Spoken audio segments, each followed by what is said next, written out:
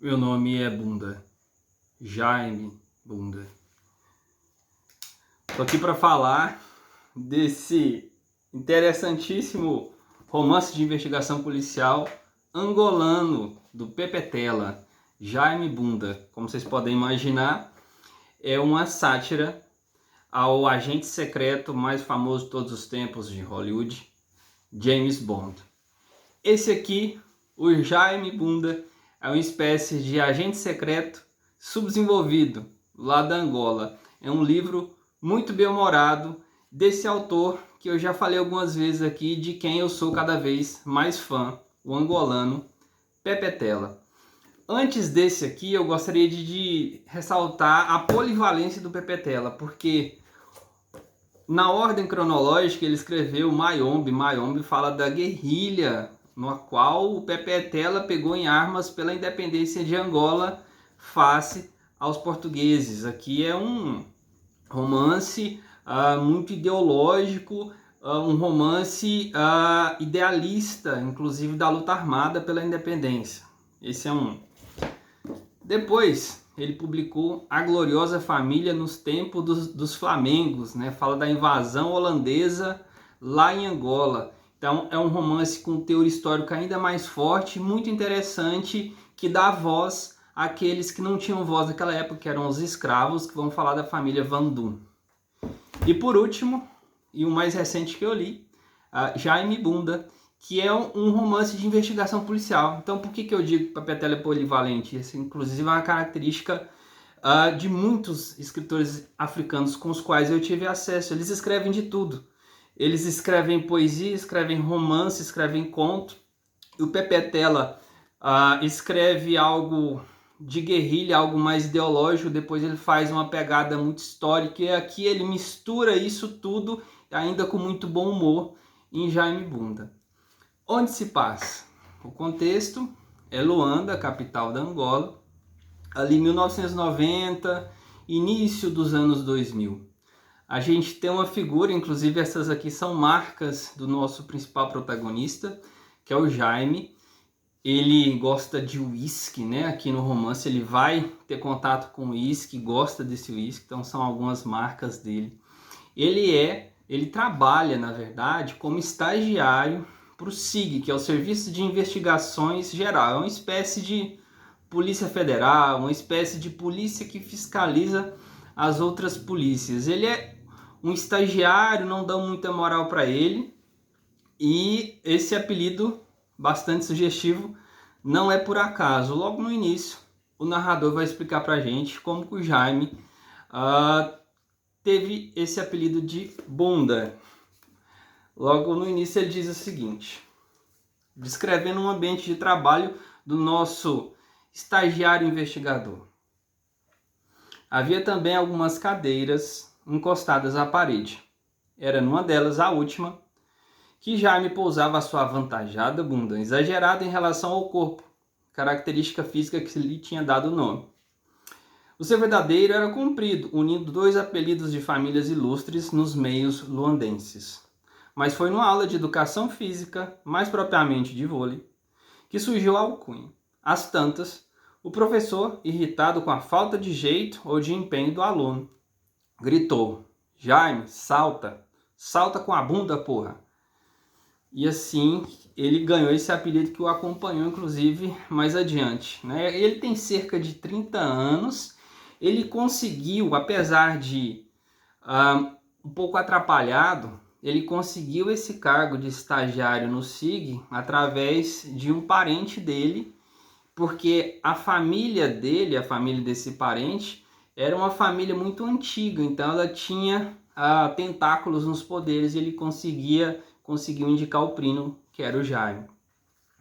Então a gente é apresentado esse personagem, esse controverso personagem, que apesar de tudo é muito observador e por isso ele foi indicado para trabalhar naquele ambiente de investigação, mas ele não tinha uma arma, ele não tinha um carro, não dava muita moral para ele. E uma característica interessante também do Jaime é que tudo que ele sabe de investigação, de mistério, ele aprendeu nos romances de mistério, nos romances de investigação policial. Aqui no livro ele vai citar, por exemplo, Arthur Conan Doyle, o criador do Sherlock Holmes.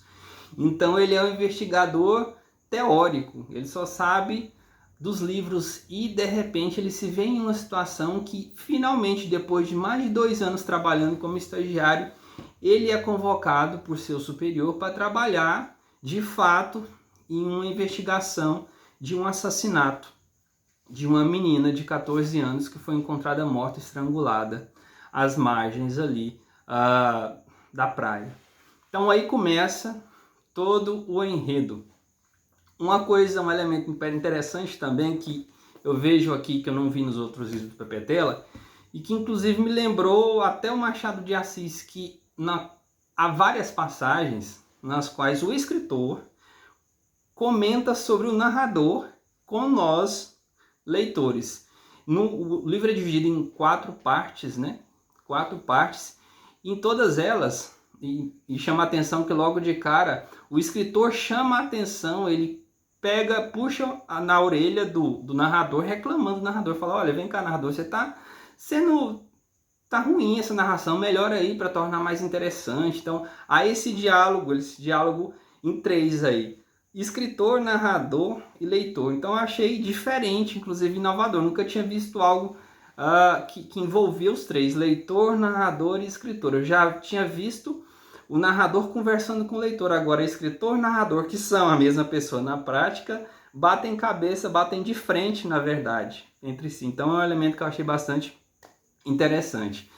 Sem contar que é mais de um narrador que nos conta a história. Primeiro há esse primeiro narrador, depois há um narrador personagem, que é uma moça, uma dançarina de dança do ventre, argelina, que foi parar em Luanda e está envolvida aí nessa história, que também vai nos mostrar a sua versão. Então tem a bailarina, depois volta o primeiro narrador, sempre o escritor puxando a orelha dele, falando que agora ele melhorou a narração dele, e segue. Então o Jaime, ele começa a investigar esse assassinato dessa criança, dessa adolescente, e acaba que, muito atrapalhado com ele, tentando seguir a pista do que seria um suspeito do homicídio, ele acaba se vendo em meio a um crime muito maior, que envolvia falsificação de dinheiro, que envolvia um crime de caráter nacional. Então ele é uma espécie de anti-herói. Eu me lembro também, para citar aqui, talvez o Chapolin Colorado ou o Macunaíma. Talvez o Chapolin Colorado, porque ele é chamado para investigar e ele é muito atrapalhado, ele se envolve em um monte de coisa, mas acaba que vai tendo um desfecho. E no meio disso tudo, a utilização de palavras típicas de Luanda. É claro, o livro aqui ele está em língua portuguesa, originalmente foi escrito em língua portuguesa, mas há uma visão do escritor bastante marcante. Várias palavras típicas das etnias pré-colonização são inseridas aqui. Então o que é isso? Isso é a visão do autor, do Pepe Tela, dele e de outros escritores que veem a língua portuguesa como um despojo de guerra. O Luandino também fala muito disso. O que é isso? É que para eles, o colonizado, no caso o angolano, o africano, ele deve sim usar a língua portuguesa, a língua do colonizador, no caso da Angola, mas ele mescla ela com a língua típica daquele lugar, ou seja, ele se vale da língua portuguesa para usar também a sua própria língua, misturando elas. Eu, quando estou lendo, e a gente vai ver no final que tem um glossário aqui das palavras africanas, eu me sinto sendo alfabetizado no linguajar típico ali da Angola antes da colonização pelos portugueses. Então ele usa, isso é usar a língua portuguesa como despojo de guerra. Ele usa a língua do colonizador, mas em meio a ela há uma mescla com a língua daquele povo antes da colonização. Então é bastante interessante. Por falar em coisa interessante, a proximidade cultural de Angola, um país do oeste africano, do litoral africano, com o Brasil. Há um dado momento que o Jaime está investigando e ele vai para um mercado a céu aberto, lá em Luanda, chamado Roque Santeiro. E sim, para quem é das antigas, é uma alusão a uma novela brasileira, que tinha o Senhorzinho Malta, tinha a Viúva Pocina. O Senhorzinho Malta tinha uma frase característica, ele balançava o relógio com o ouro dele, ele era um fazendeiro poderoso, né? E perguntava, eu tô certo ou estou errado, né? Então, o maior mercado a céu aberto de Luanda recebe o nome de Roque Santeiro em alusão à novela brasileira, ou seja, a cultura Brasil-Angola, esse intercâmbio cultural, ele é muito presente. Inclusive fala-se abertamente do nome do mercado. Em um dado momento, quando o Jaime está ali investigando, ele pegou uma pista do que seria um suspeito do assassinato daquela menina e diz o seguinte, o título é Roque Santeiro, do capítulo, onde tudo acontece. O maior mercado ao ar livre da África, de nome de novela brasileira. Pelo menos era o que dizia a propaganda oficial, como se a incapacidade de construir um grande mercado coberto fosse razão para aquecer o orgulho nacional. Jaime Bunda nunca tinha podido conferir, mas todos os amigos diziam, é verdade, nunca se viu coisa maior, nem os do Cairo ou de Lagos, cidades onde também reina total confusão e caos. Então sim, tem um nome brasileiro, tem vários nomes brasileiros ali em Angola, e ele também, a gente ao acompanhar o Jaime investigando, a gente é apresentado a uma Angola, a uma Luanda cheia de contradições. A contextualização histórica é: como os outros países africanos de língua portuguesa, a independência foi tardia, foi geralmente na década de 1970. Então, aconteceu a independência, os revoltosos tomaram poder, mas acabaram muitas das vezes reproduzindo as práticas que eles mesmos criticavam quando estavam ali em guerrilha. Então, o Pepe Tela não passa pano para isso. Ele evidencia aqui na sua escrita as contradições pós-processo de independência. Sem contar também o bom humor. O bom humor é uma constante.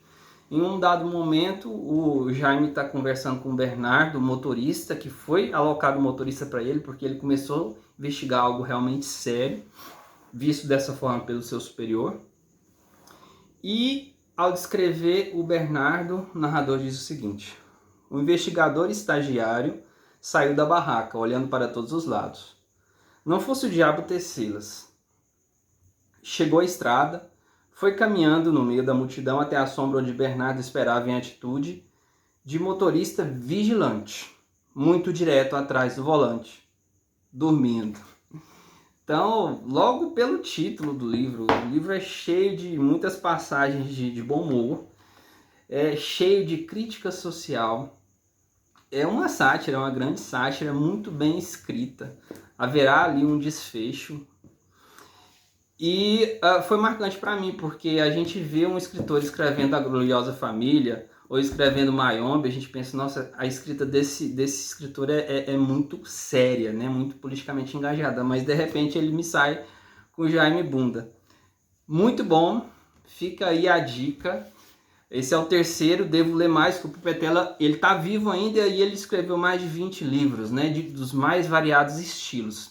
Então, mais uma vez, fica a dica, leia Jaime Bunda, do angolano Pepe Tela.